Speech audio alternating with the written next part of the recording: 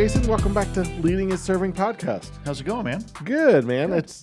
It's busy time of the year. Like even this, Yeah, it is. This weather's changing, and I know. life is busy. And holidays are literally right around the corner. right. I mean, we're here. right.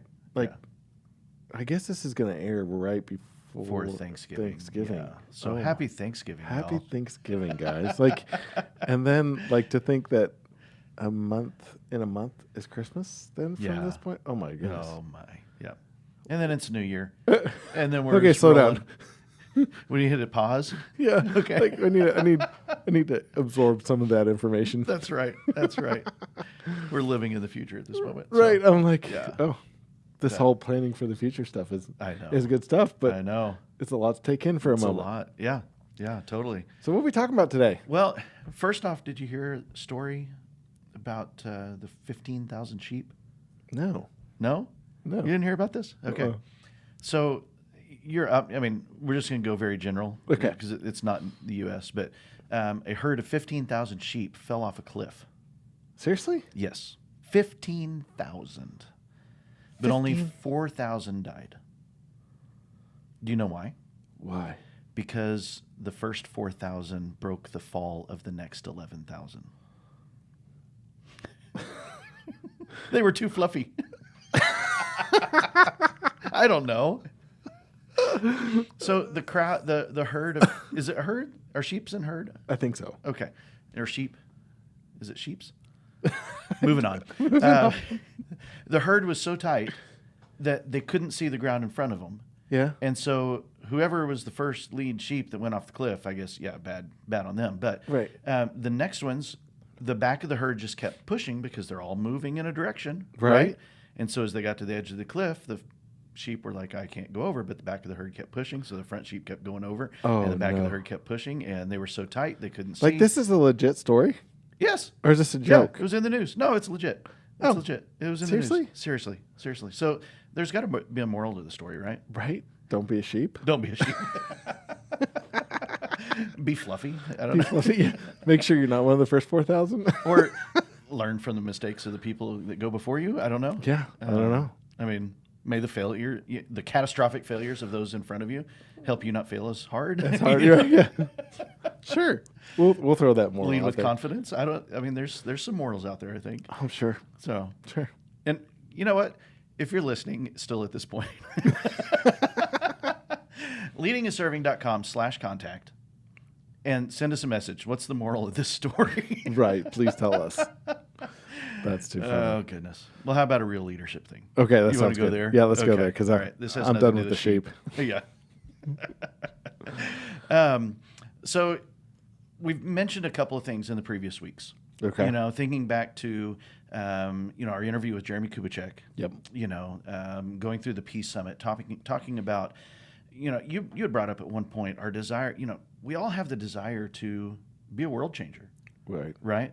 And we want this, we dream of this global impact or national impact or, or whatever. But you made the comment, you said, but you can't start there. You have to start where? Here. With yourself. Right. And Jeremy talked about that we talked about, a healthy leader is one that's self-aware. And you never graduate from the school of self-awareness. Right. It hurts. It's a process. It stinks. Right. It's no fun. Right. But it's the school worth going to. And, as we grow as a leader, we then have the opportunity to impact. And so if we think about it, there's 5 circles of influence. Okay. That at the very core of our influence as leaders is ourselves. Okay. We have to know ourselves to lead ourselves. Mm-hmm. That's why we've talked about 5 voices, understanding our tendencies as leaders. Yep. Right. To that our tendency to behave or react or, do things in our life creates patterns and habits in our lives that basically creates a reality of what it's like to be on the other side of me. Mm-hmm. As a leader, what's it like to be on the other side of me? And so that internal core of influence has to start with ourselves. Okay.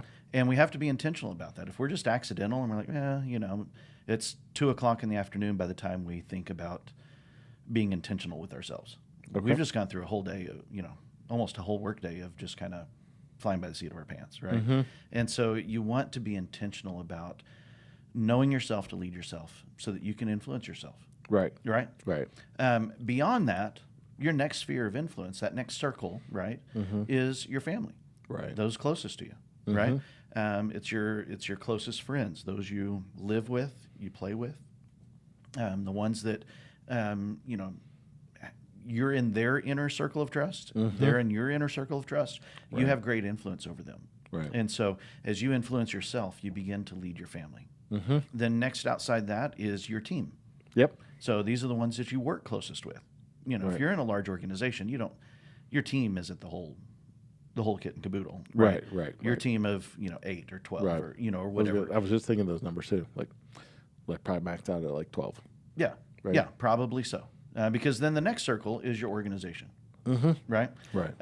You whether it's a small or large organization, that corporate level is beyond your immediate team. And then the last circle is your community.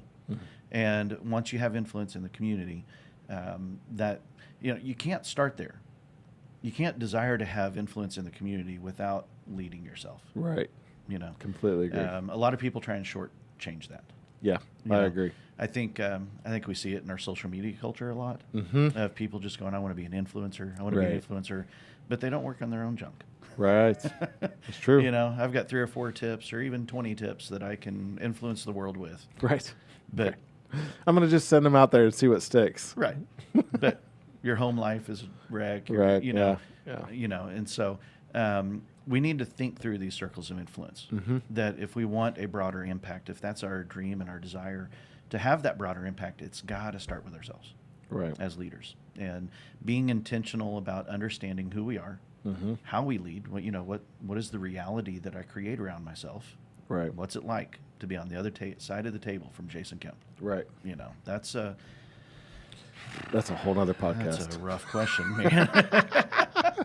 It's going to take a lot of podcasts to answer that question. But yeah, and then are you leading your family in the same way that you're leading yourself, and then your team, your organization, your community, and then the world. Right. Right. That we boiled it down to, if we want to be world changers, we have to start with our own little world. Yep. And this is the tool that helps us think through that. Right. Of thinking through those circles of influence. Who are in those circles, and how are we leading well? So those are just great insights, and I think that I'm glad we review these and touch on. I don't know if we've touched on this one before. I think a long time ago, earlier on. Okay. Yeah. Because this is definitely one of those bare bones basics. Like, you got to start here. Super simple. Yep. But how many times we forget the super simple? Oh, totally agree. Totally agree. I want to bring change to the masses, right? Right. And I will tell you, I think that a lot of the younger generation oftentimes come out thinking that, and then they're not guided. Yeah. Right? I don't know about yourself, but I know as I was growing older, as you wanted to make changes in the world, you thought that's where you needed to start. You need to start probably with an organization, or start with a team, or you need to start, higher up the food chain. Right. But if you didn't start with yourself and then work with your family and then get to your team, then there's a miscommunication process there. Right. So, how many of us as young people were told, you can make a difference in this world. Right. It was communicated on a global scale.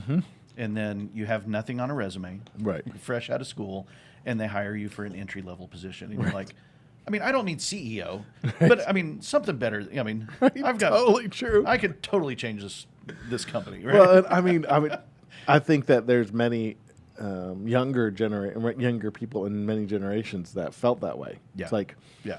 I don't think you understand who I am. Right. I think you need to know that I can do better than flipping burgers. It's like, dude, if you don't know how to flip burgers, then you don't know how to, make the burgers, and you just got to go through that process. I could manage this whole store better than what you've got. Right. Right out of the box. Right. We always think we're better. Right. So yeah. So even in the simplicity of this tool, let's not forget that the difference that we have to be careful about is intentional versus accidental. Right. If we're just accidental and we just kind of fly through our days just hoping that we have influence, or we think that, we've got some great natural qualities. Right. Right. Everybody has their own talent, their own gifts that are pretty sweet, right. But you've really got to be intentional in knowing yourself. Sure. to lead Sure. yourself so that you can know others to lead others. So Well, I don't want to hold us up any further. We I have know. a Let's great move interview on. coming today. I'm excited. You want to talk about our interviewee? Yeah, our interview today is with Dave Barnett. Okay. He is a local entrepreneur. He is a franchise owner of Christian Brothers Automotive. Okay. Right over here, around the corner from us. Actually. Yeah, And then he just recently opened up a new business, auto detailing. I think it's called My Baby Detailing. Okay. And so I'm excited to Well, let's learn jump this right journey. into it. So, all right, we'll be back with you guys here in just a minute.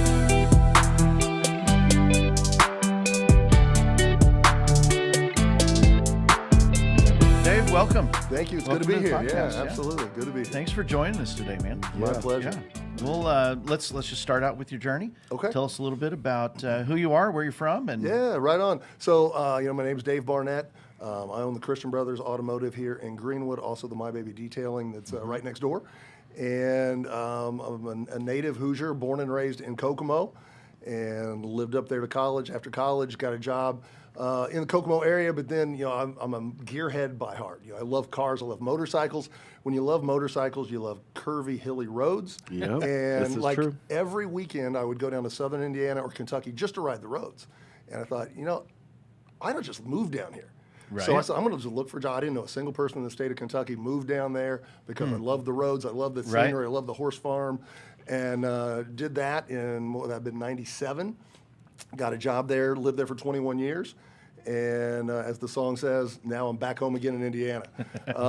But some of my journey, at least professionally and personally, so I'm living in Kentucky since 97. In 1999, called to faith in Jesus Christ, radical transformation. So I've been a Christian for now, that makes it, what's the math, 23 years. And then my career's been in engineering, but I think, as a lot of people say, you kind of look at some of your managers and you go, I could do a better job than that. And I always had kind of a desire to do my own thing. And with a friend of mine, we started a manufacturing company in Kentucky, making tactical flashlights, high-end flashlights. Flashlights that cost $200 plus kind of stuff. Oh, wow. That people that are really serious, that their lives depend on their flashlights, Right. would invest on something like that. It's not something you buy at Walmart to take camping. Yeah. It's something that, if you're police, security, military, where if your flashlight dies, you might die kind of thing. Oh, my. We made that kind of equipment. And did that for a while. Long story, after a little bit of while, my business partner and I said, well, we're probably not seeing eye to eye anymore. Did it for 12 years. So I started looking for something else. I knew I needed to shift my career, but entrepreneurship is in my blood. I needed to start some kind of business. Right. And one day I was just flipping through, I think it was Entrepreneur Magazine, flipping through, looking at the articles, and there was this picture of a woman standing out in front of this really nice brick garage, multiple bays in the back, and it said Christian Brothers Automotive. And I thought, well, either this is some shop that's owned by a couple brothers who happen to be named Christian, Right. or Christian's an adjective, and this is a Christian company, and they're fixing cars, right? And I Right, said, right. I'm a gearhead. I love cars. I love motorcycles. So I go to the Googles and look it up, and sure enough, it's the latter. It's a Christian Yeah. faith-based franchise that's automotive repair. And I said, told my wife, I said, come here, check this out. Yeah. She's like, you were made for that. Oh, wow. You were made Wow. to do that. So I went through the process, contacted Christian Brothers Automotive. They're headquartered in Houston, Texas, and went through the process to become a franchisee. And it's a long, involved process. They don't just say, fill out the form, rubber stamp it, you're good. Right. It's a big, involved process. And it culminates in what they call Discovery Day. It's a trip to Houston, Texas. It's actually 2 days, but they call it Discovery Day singular. But nonetheless, the first day you go to a Christian Brothers automotive store in Houston, and there's a couple dozen of them there. Right. We always joke in Indiana, I say, I own Christian Brothers Automotive, and people look at me, they're not familiar with that. But in Houston, there's one on every corner, it seems like. Oh, really? Right. But so they partner you with one of the existing stores, and you work there for a day, just as a gopher. Go for this, go for that. And, kind of on the premise you're brand new, you think, okay, I'm just a gopher. But there's kind of a reason behind everything they're telling you to do. And the franchisee there is evaluating you the whole time. Gotcha. And they then report to home office, hey, this guy was good at this, that, and the other. This kind of thing makes me think maybe he needs some work. Those kind of things. You get their recommendation with a list of possible caveats. So then the second day, you are at home office. And Home office at Christian Brothers Automotive, to let you know about the organization, this is our 40th anniversary as a brand, so it's been around since 1982. Wow. There's now over 250 stores across the country. And as a brand, it's going to do about $500 million in sales this year for all 250 stores. So it's reasonably established and sizable, right? It's not McDonald's, but it's not mom and pop either. It's kind of a middle ground. So it's a sizable organization. At home office, there's just over 100 people. And the Discovery Day is a suit and tie presentation to senior management. Is the culmination of the day. But up to that point, you're meeting with every department, all kinds of individuals.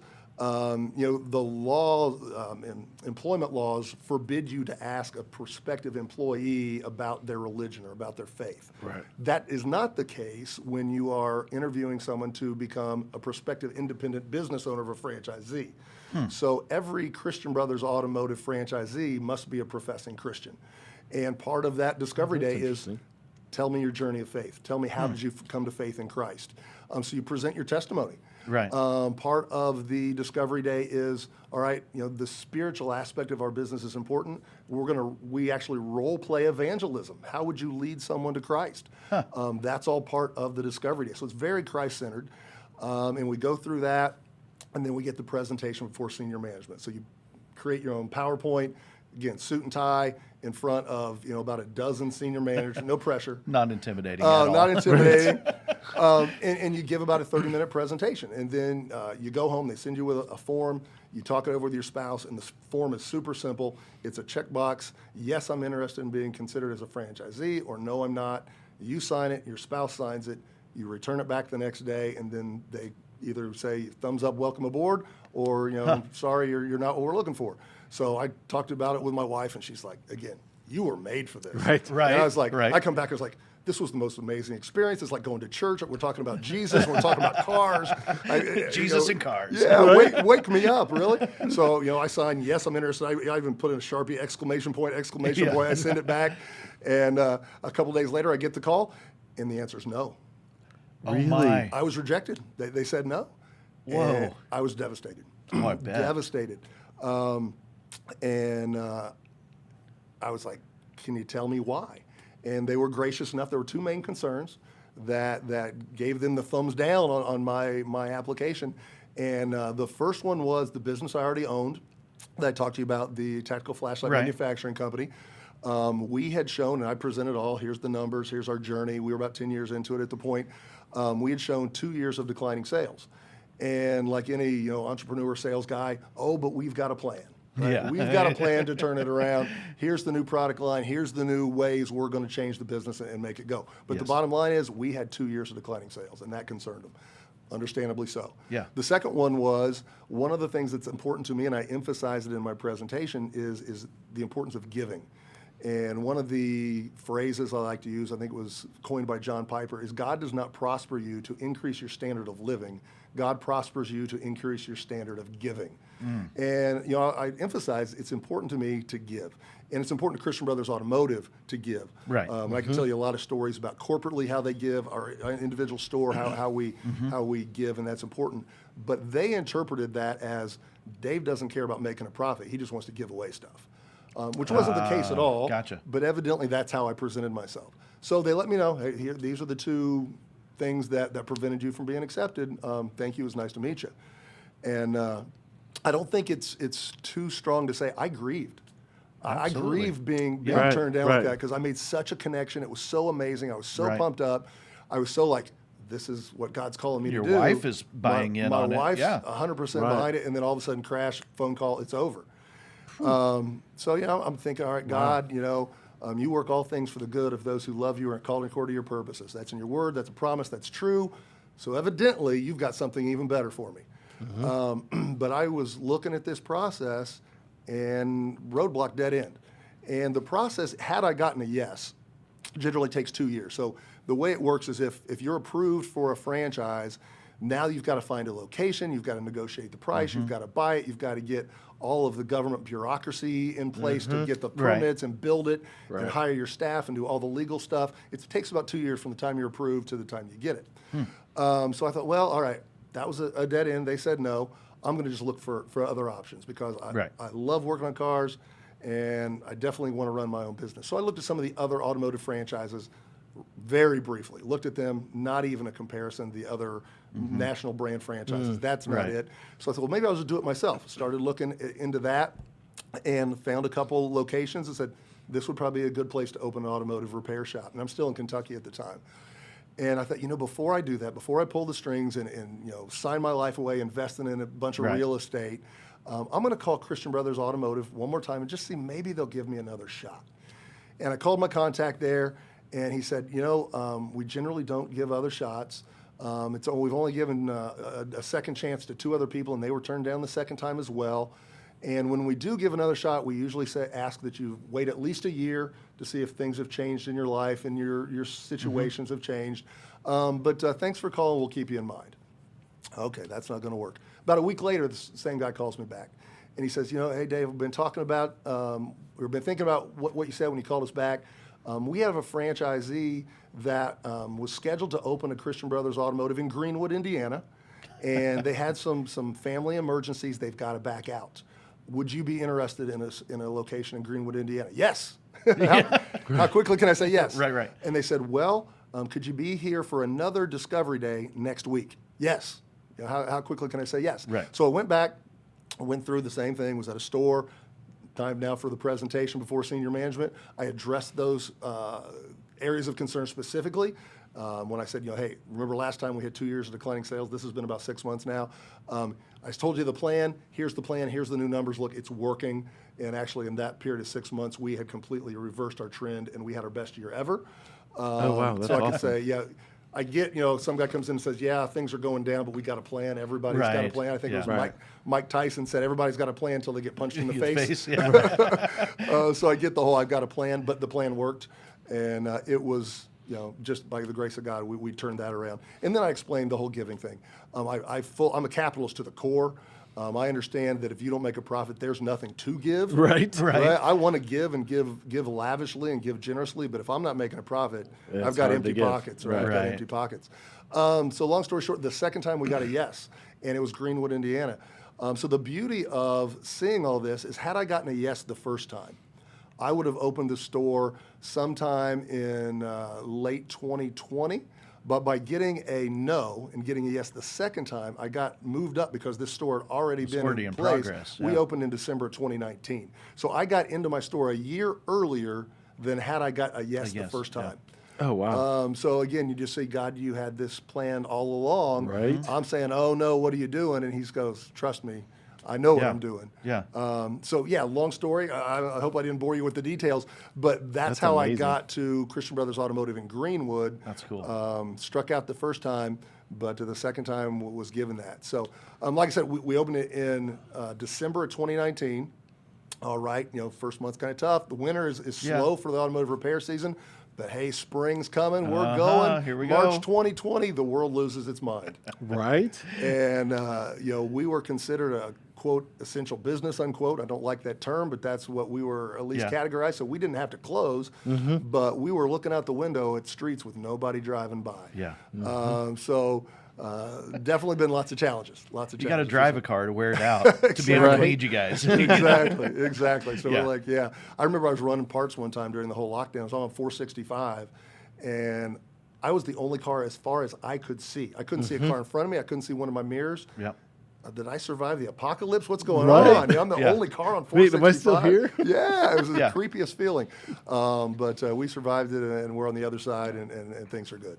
That's cool, man. Wow, you've hit some major bumps in the road. If you don't mind me asking, I'm gonna dive into that just a little bit. Sure. Just that process of going from what you almost felt God called you to do. You're driven, you're passionate. I mean, like everything aligned up to get that no. Can we touch on the grieving process? Because I completely agree. Like that was not a simple roadblock to hit. Yeah, right. Like, so if you don't mind me asking, like what did you do from that point? Like, I know you talked about how you were moving forward, but how did you grieve that process and then help recenter yourself on recognizing that God's bigger provision in your life? Yeah, great question, Chris. And I don't think it was overstating saying it was a grieving process because it was not merely I didn't get that job. Right. It was, wow, I bonded with these people. We've got a spiritual bond, and man, there's a calling there. So it was deeper than that, and then all of a sudden it's gone. I really relied on God's promises. Romans 8:28, that God works all things for the good of those who love Him and are called according to His purpose. I'm like, okay, so if I don't get what I thought I was going to get, it must be something better, right? Because He works it all for my good, and for His glory. So I was just relying on that. God, okay, I trust You, right? None of this caught You by surprise. Right. You've got a good purpose in it. What is it? Right. So that's when I started exploring different options. Okay. And again, calling Christian Brothers and getting a yes the second time. Right. But I even said that actually in the presentation to the senior team in my second discovery day. They asked me, said, well, what'd you feel like when we gave you a no the first time? And I used those terms. I said, I was grieving. I felt like, a calling in my life had just been pulled away.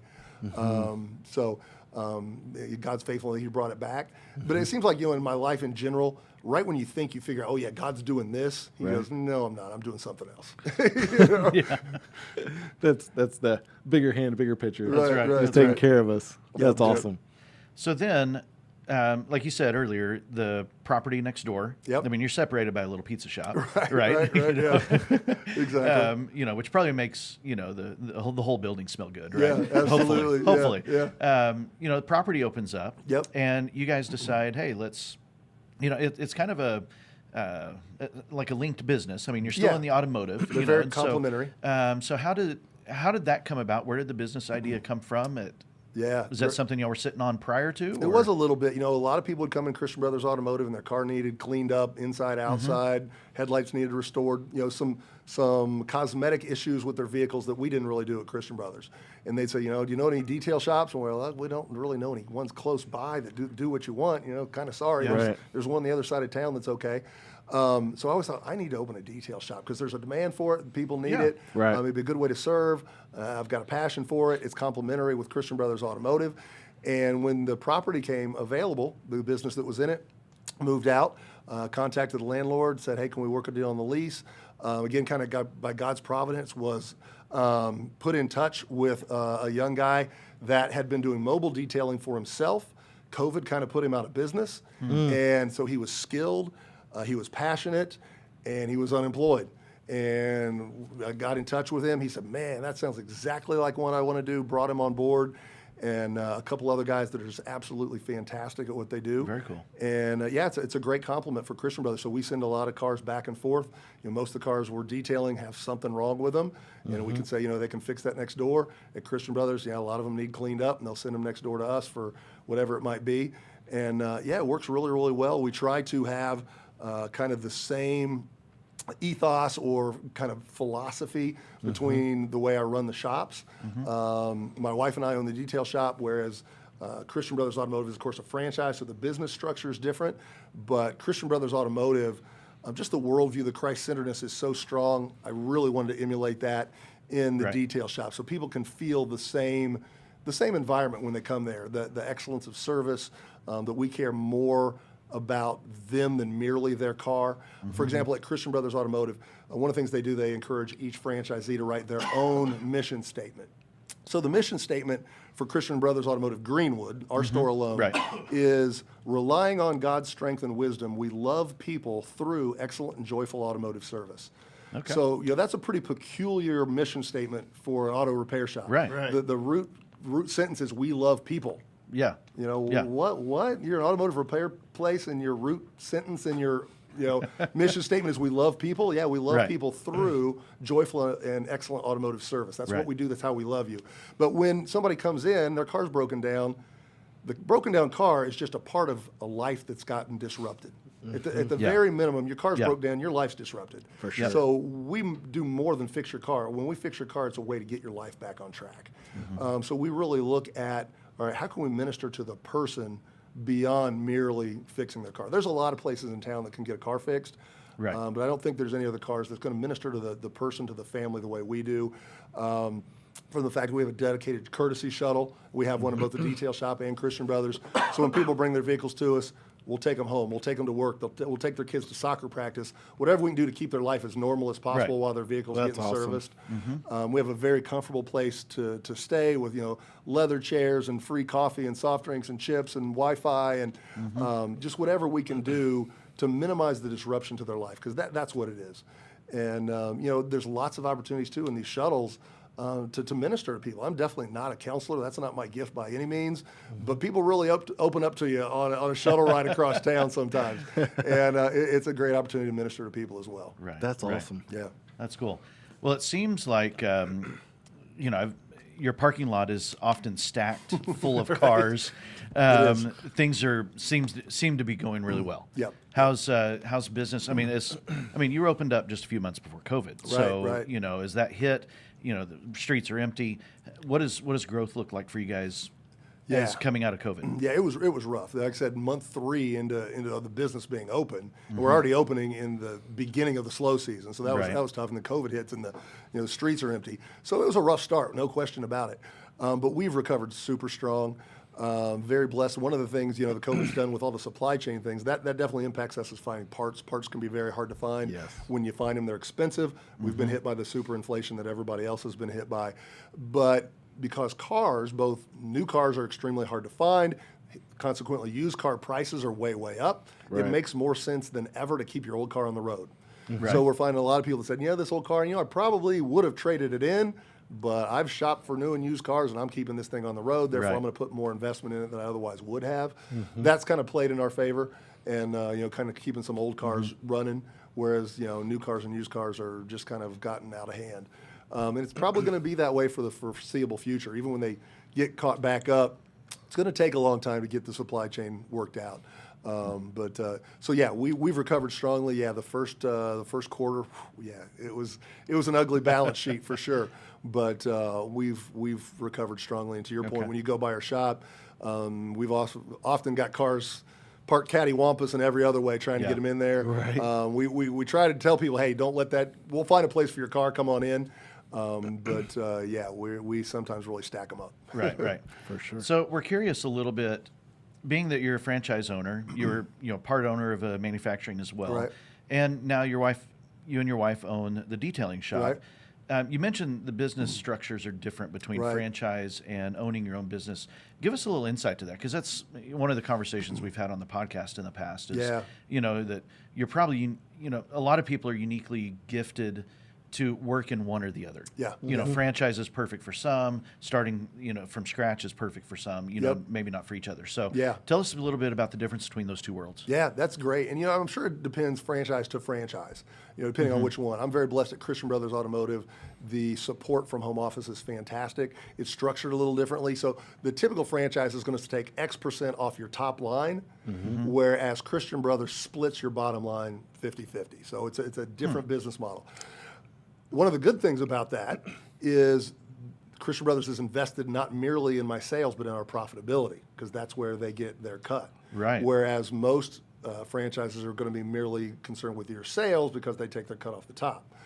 So the downside is that cut, if you're successful, tends to be bigger, right? The big benefit, I think, of franchising and coming into a franchise, if you're in a location where the brand is well known, you automatically have a leg up, right? You open a new McDonald's, nobody has to wonder how the food is over there. Right. Love it or hate it, you know what you're going to get when you go in a new McDonald's. Now, in Indiana, there's 4 Christian Brothers Automotive right now. There's 3 on the north end of Indianapolis. We're down here by ourselves on the south side. We're still not ubiquitous enough that the average person knows the brand yet. Right. In Texas, where there's almost 100 stores, everybody knows Christian Brothers Automotive That's in Texas. But the other big benefit to franchising is, it's kind of all right, do this, do that. Here's the game plan. Here's the marketing materials. Here's the way you structure it. Here's the software to use. So it's a leg up. The systems are in place to help you succeed. Christian Brothers also has an excellent group of people at home office when I've got questions, I've got problems, I ring them up, somebody's going to answer the phone to jump in and help. Right. Awesome. When you're doing it on your own, you're chief cook and bottle washer. You do it all. Right. There's no profit to split. It's all yours at the end of the day. But you also can't just call up and say, my internet just went down. It's like, figure it out. Or, here's a problem. How do I get software to do this weird thing? Figure it out. So I think a lot of it's going to be kind of personality type, and a lot of it's going to be the franchise. How strong is their support? How is the agreement structured? I'm blessed to do both. I would absolutely recommend a Christian Brothers Automotive as a franchise to someone who is a Christian and wants a explicitly Christian franchise. There aren't many of them. Right. Like I said, part of the interview process is share your testimony, role play evangelism. We have scripture on the wall. Our tagline is love your neighbor as yourself. We don't hide behind the fact that we're a Christian-based business. I'm super blessed by that. We have our annual convention this year. It opens up with praise and worship band. They have a preacher preach a sermon before they go into kind of the business details. So it's super good that way. And just being part of that family, kind of like I said, the first Discovery Day, I was like, this is just it. This is like going to church. These are my family. I love these people. This is what I'm called to be. You probably wouldn't find that in another franchise, a secular franchise, but you would get some of those other benefits that I talked about. You're going to get the roadmap to success, proven processes, proven products or services, but you're going to pay for it as well. It gives you the ability to start faster. If you're starting a franchise business, whereas if you're starting a business just from nothing, you're doing just that. You're starting from nothing. Right. So, it just depends what you're looking for. Yeah. Okay. Very cool. You mentioned earlier that you love to give lavishly. Generosity, is a core.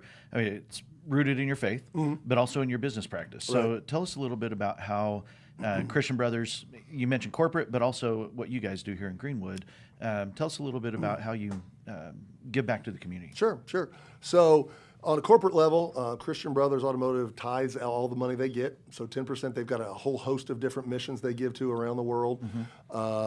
Everything from fighting human trafficking to all kinds of different things like that. On a local level, annually, every year, in fact, we just did it 2 weeks ago. It's always a Saturday in October. There's only one Saturday a year. We're open. It's called National Service Day, and we're not open to the public. What we do is we call some local churches.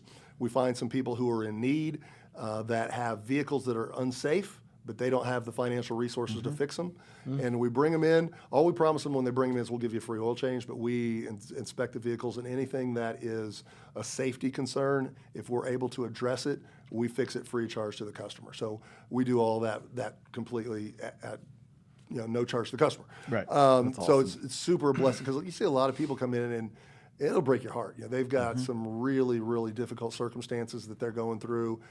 We had a single parent that had a terminally ill child this year that came in and had to take this child routinely to hospital visits, and their car, I wouldn't have driven it across the road. Oh, wow. But we got that sorted out for them. So super rewarding. I tell the guys it's a completely volunteer basis, so the guys all come in. Nobody gets paid any money for it. I said you won't get paid on your paycheck for this, but you're going to get a better intangible reward today than any other day of the year. And it's a huge blessing. So yeah, that's awesome. Cool. Yep, that's really cool. Man, well, let me ask you this: how does that affected your staff? Like from a leadership perspective, how has the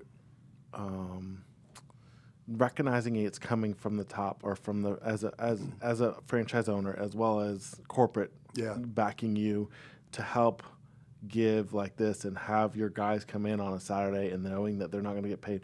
How many of them show up? Yeah, all of them.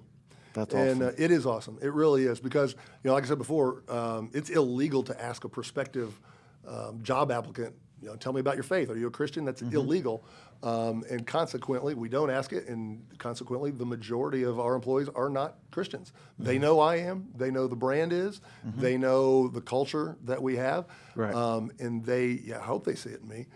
They certainly see it in the brand. And so when we have a National Service Day, these guys are seeing, and I think some of them maybe for the first time have actually come in decidedly to do something in their trade for no money to help somebody else.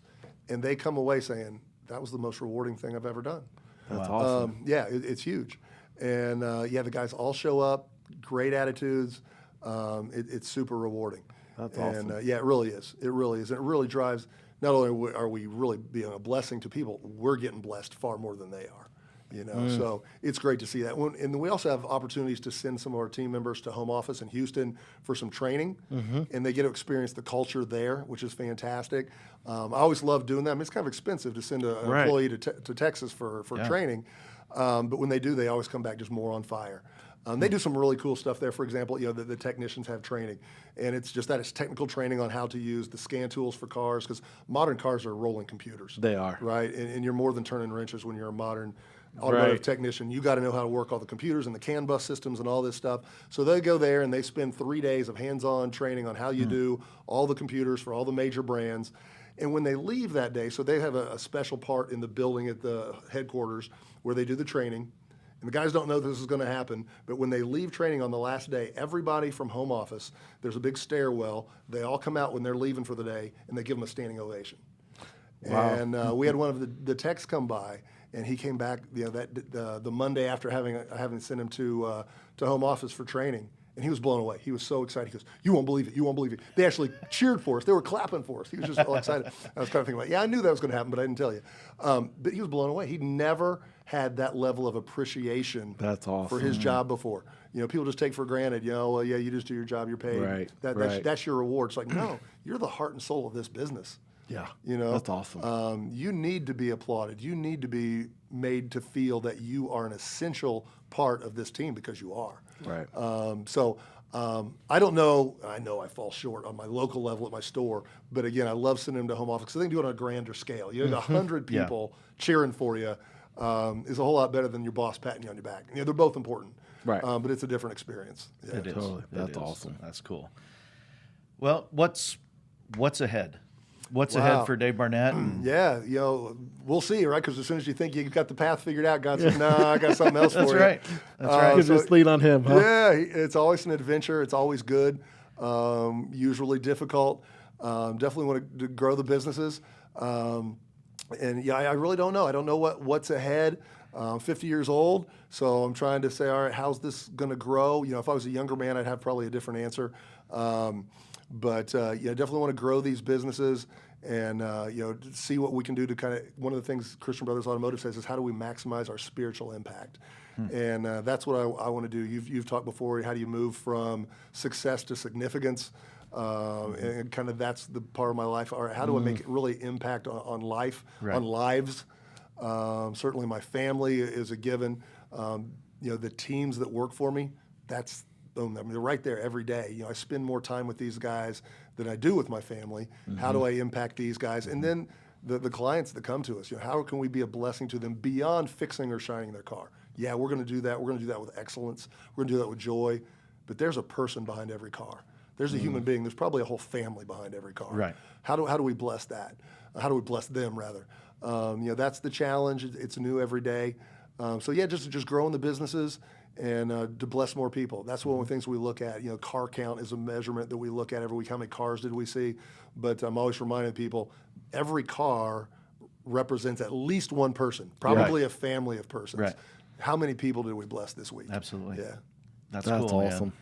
Well, dude, thanks for stopping by, Yes, sharing your my story. pleasure. Yeah. Some time with us. Yeah, it's. Before we hit record, you were kind of like, "Yeah, I'm not sure. I might bore you with my story." Right. This is great, dude. This good. is awesome. This is awesome. That's right. So I love your passion. Thanks for Thank being you. such a solid leader. Yeah, thank you. Thanks My for all pleasure. you're doing in the community. Yeah, and for leading, sure. So Yeah, thank you for the podcast. Like I said, I've listened to all the episodes. They're fantastic. Keep them coming. Yeah. we'll do. Thanks. We'll All right. do. Well, we'll make sure to put your information in the show notes, too. Yeah. Appreciate it. Oh yeah. So if people want to get a hold of you, that's usually our last question. and Yeah. We totally forgot about it. So Yeah. how do they find you? Yeah, absolutely. So if you're looking at Christian Brothers Automotive, you can go to kind of the brand website, which is cbac.com, Christian Brothers Automotive Corporation. CBAC, obviously you can Google it, it'll take you right there. But then /Greenwood. Okay. All right, so cbac.com/Greenwood will get you to our specific web page for Christian Brothers Automotive. Google it, it'll take you straight there. For My Baby Detailing, it's mybabydetailing.com. That'll take you straight there as well. But we're super easy to find in the Center Grove area, right at the corner of Smith Valley Road and Morgantown Road, Yep. right in the heart of the school district.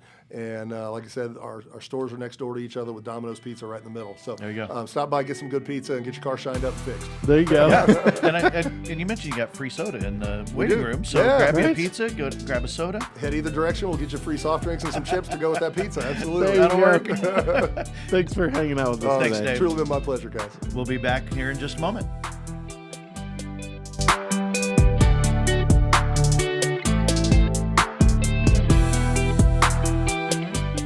Jason, thanks for inviting him. He was just a phenomenal guy. I was super excited to talk to him. Yeah, a lot of fun listening to his story. Yeah, and I did not know his story prior to us conversing with him, and didn't know a lot about him. But I love his passion for both Jesus and cars. Yeah, that's right. Like, I was like, wow, that's awesome. And just, I also love the fact that he was so real with his journey. Like, he was grieving the process that he got to know, and I felt it. Did you feel it? Like in the Absolutely. like in the midst of the I was like, oh, that It's was still real to him. that. Yeah, like 3 years it, later? it 4 wasn't years supposed to happen that way. Like, Right. You know what I mean? I was Right. like, and the way God, just brought it back around was just later? Right. that was so Right. cool. I mean, we all know our identity is not in our jobs, Right. in what we do, but there is a sense of calling. There is a sense of, this is, like his This is wife was what- saying, this is what this you is- were built for, Like, and yes. then it to not happen. I know. I was like, my man. heart dropped. Yeah. I was like, oh man. I know. I was like, oh, this is a success story. Oops. Nope. I know. But then it was, because, I mean, we yeah. know that's where he's from. So Right, we're like, yeah, like, no? it's Wait. Good thing we knew the outcome, right? That's right. That's right. But I mean, it was like I was drawn into a story and really appreciated it, and it was good to see the realness in his journey and as a leader, how passionate he is about his people. Yeah. And the people that he works for. Like, I mean, he Right. co-works with. Right. Because obviously it was interesting that he had owned a business for so long, a manufacturing business, and recognized that he needed some change in the midst of that. Right. And then- that was one of the things that I kept kind of thinking about, and we didn't get a chance to really explore it much, but he had said, I think, if I remember the timeline correctly, for a couple of years, him and his business partner were feeling the diversion, shift. the shift of going, I don't think we're after this in the same manner. Right. And maybe that's why maybe that's the 2 years of sales decline. Right. But then with a plan, despite not being on the same page, Right. they were still able to turn around and have the best year ever. And so, that's a beautiful success in the midst of, hey, we're going to work through these problems. We're still going to find a way to come together. And, that's a cool story. I think, like, we don't know a lot about that situation, but it definitely points out even more so his ability to have great leadership. Yeah. You know what I mean? So it's like for him to go from that and then go to the situation where he's in now, where he's running a franchise and running another business. He's said it multiple times over. He's out to make a difference with the people all around him.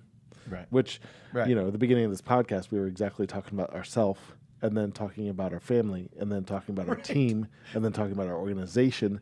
And I was like, and then talking he about the listen in on the community. intro? Like, I was like, yeah, I was like, okay, I think you hit every button possible. Like, Yeah. and but he definitely worked to our point at the beginning of this podcast. He started with him Yeah. and worked his way out. Right. Yeah, totally. So huge And, impact. And I have no doubt that he will, even though he's 3 years into this, like, he will be a key person in this community. Yeah. I mean, you drive by their little shop, Yeah. because I just live around the corner, and Right. and man, their parking lot's cram-packed every time. Yeah. I mean, they need more real estate too. right. They might need another parking lot. But yeah, I mean, the story of giving back to the community and doing, just getting cars safely back on the road. For people who are, who've hit the hard spot in life and Right.